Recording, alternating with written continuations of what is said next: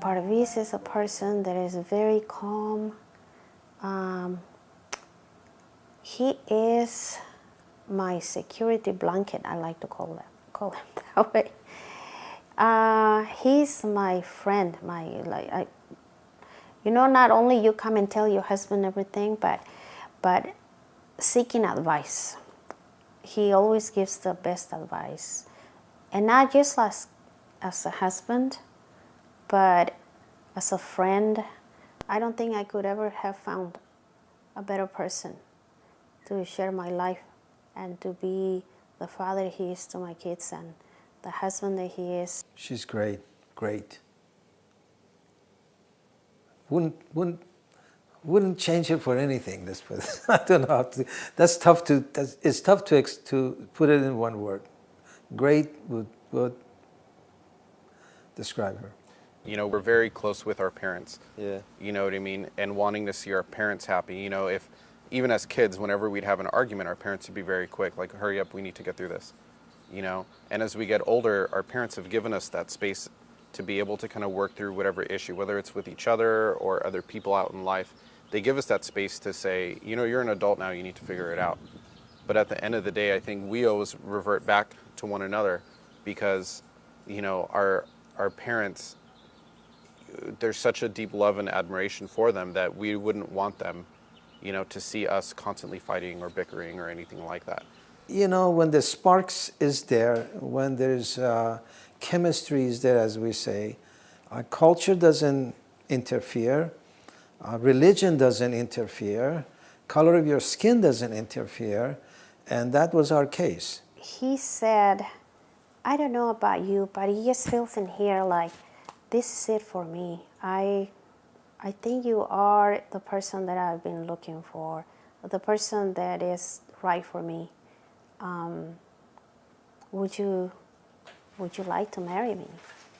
And to be honest, I wasn't expecting it to be that soon. My family was, in general, receptive.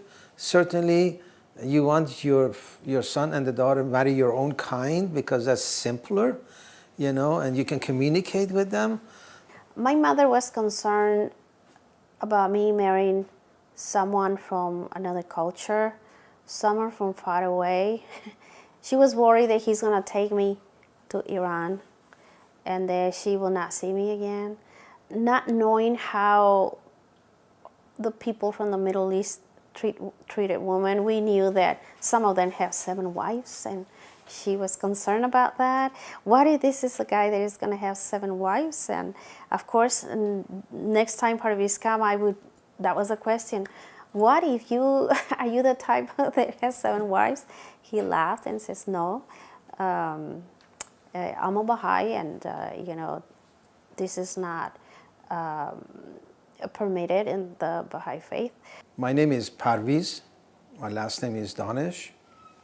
I came to the United States in 1968. I tell my American friends that I came to the United States with Columbus because it's been that long. I'm Maria Alma Leticia Danesh now, but I go by Lety, short and sweet, Lety. I graduated from high school in Iran, a high school called Alborz in Tehran. And my cousin was in the United States, so against the wishes of my family, I decided to flunk the concours and come to the United States. I mostly supported myself by working in the restaurant, driving bus in Chicago, and finishing the college. I was born in Mexico, a little town called Guaniqueo in the state of Michoacan. I enjoy cooking, gardening. I love music. I like playing soccer, although right now I don't play anymore, but I love the sport. I played about 27 years. I'm an electrical engineer by profession. I work for NASA. When we first got married, of course, everything is beautiful, but after the honeymoon and after you know that, okay, we're starting a life together, then reality sinks in. And then you find out that, okay, what I usually have for breakfast, he doesn't like that. And what he has for breakfast is not very appealing to me. So then both of us, I think we sort of meet in the middle. And that was the beginning of us combining our cultures, combining our ways. He certainly did in some areas, even though my wife herself was good, her family was being strong Catholics, certainly wanted to baptize my sons. And I had to ask them that to respect my wishes because I'm a Baha'i. And in the Baha'i faith, we wait until this person is 15 years old to decide on his own or her own to choose his religion.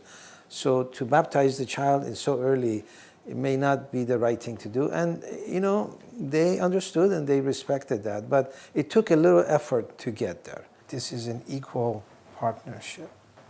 So responsibility is on both sides in order to make it a success, let's put it this way. One should not try to dominate the other one.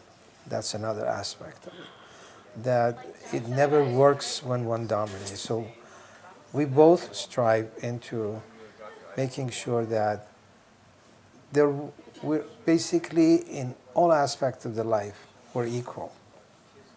I have a cousin who is married to a Mexican-American fellow. They lived in California. I lived in Midwest when I was going to school. Every time I would call to talk to my cousin, her husband Jesse would say, you have to come to California, I have a Maria for you. My boss, he's Mexican-American, his name is Jesse Villagomez, and is married to Parviz's first cousin, Homa. I finished my college, I came to California to say goodbye and go. And Jesse insisting that I should meet Maria. And I say, well, I'm on the way back. And one time I called his bluff and I said, Jesse, so where is this Maria? It took Jesse a little while to find Maria. They approached my father, which was like shocking to him because in Mexico you don't do that kind of stuff. You don't have someone else introduce you to someone with intention that if things work out to get married. It's like that's a no-no. So my father said, okay, I tell you what, let me meet him first. If I think that he is worthy of seeing or meeting my daughter, I need to approve of that first. So I thought, oh boy, it's not going to happen. I had an opportunity to meet her, but first I had to meet her father and her mother and make sure that I'm a good person so that I can meet their daughter. When I went to their house the first time around, I was really impressed by the politeness and the unity that existed in the family. And that kind of grabbed me because I'm the only child and I saw them all, and that's a large family, and I saw them how close to each other they are. And so that kind of brought me to that this is it. And so I believe end of January or February of '77, end of January, I said, why don't we get married? And this was over the phone. And she paused for a while and she said she agrees with that. I wasn't a Baha'i at that time. But my father made it a point that he had to respect my religion and I had to respect his. So we had two ceremonies, a Baha'i wedding and a Catholic wedding. There's way more similarities in both cultures than there are differences. So as a result, they find those bits and pieces between each of their cultures, which they're both very heavily involved in. This is honestly what I have thought over the years. The fact that they have both had the story of both of them uprooting and coming from whatever country they came from, and they're here and they're trying to make it, and they have, because the cultures, like I had previously stated, are so similar, their aspirations in life were the same. The tools comes with experience and failure sometime, and then learning from it and perfecting it at the end. So I would say again, after going up and down, for example, we disagreed on financial, how you do this, how you do that, type of things. But we learned again both that at the end is both of us. At the end is not something that I'm trying to hurt it for myself or she's trying to do that for herself. So now disagreements are talked about a little bit more. If one insists, then this goes back to the story of you really want to win the war, not every battle. So you look down the road strategically and see, oh, I give in here a little bit, I gain a little bit here in some aspect. And that has been working for us in all aspects. Again, it's a process of learning. It's not perfect, it's a process of learning. And if there is no disagreement, life could be dull, I mean, we have to have something to spice up and talk and then resolve it. Otherwise, that's my opinion. I mean, He often gives the analogy of a bird that is flying. Both wings have to be struggling or to lift the bird to go places. If only one is going, that bird's never going to go up. So, or fly. Or fly. I think we're close, we're distant, we're about 4 years apart. There's still a level of respect that we both have for each other, where we respect each other very much. We're very similar, but like I said, we're also very different people.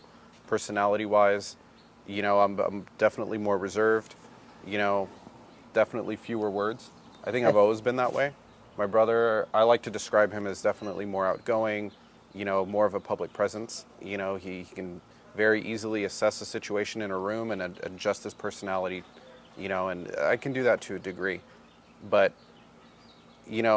deep down, we're brothers. I think they both are very good-natured kids. They both have such a noble hearts.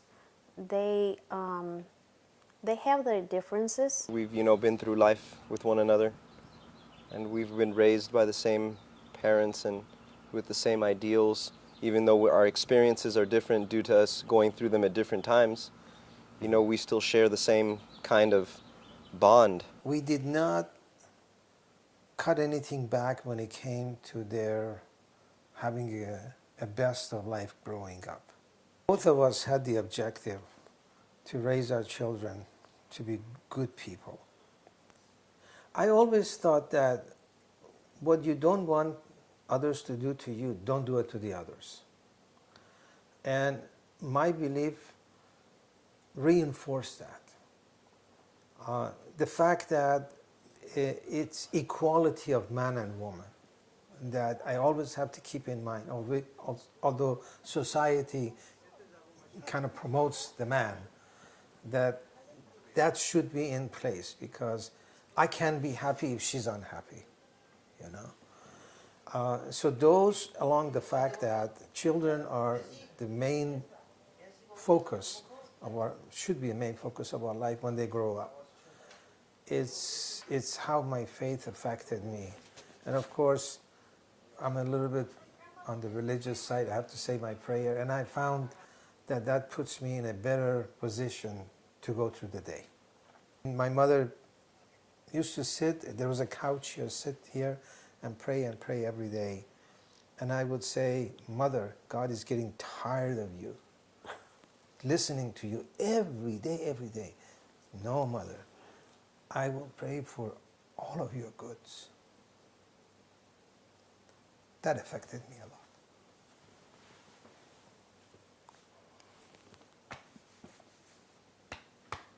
Anyway, that's our life.